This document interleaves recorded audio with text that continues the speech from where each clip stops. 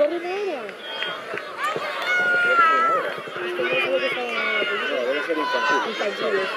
Pero la verdad que saben que es infantil. Pero no tiene que ser bueno porque no sabe de mí y digo, ya ves cómo salía el ese.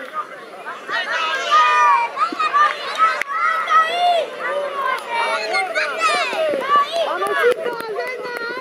¡Venga!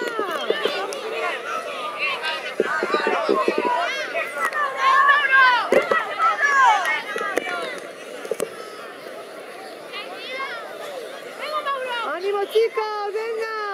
¡Vamos!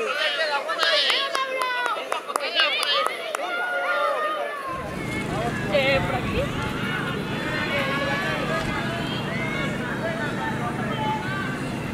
¡Venga, Héctor! ¡Héctor, venga ahora! ¡Héctor, hola, venga! ¡Vamos, Poli!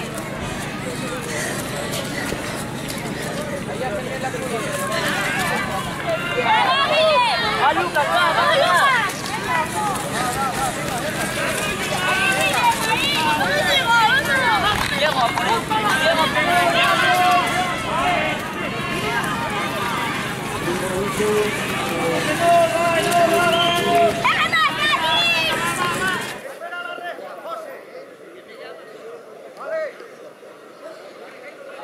¡Ánimo chicos! ¡Venga!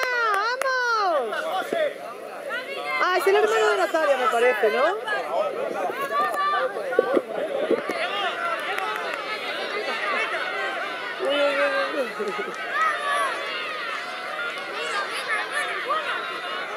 Venga, hija, vamos.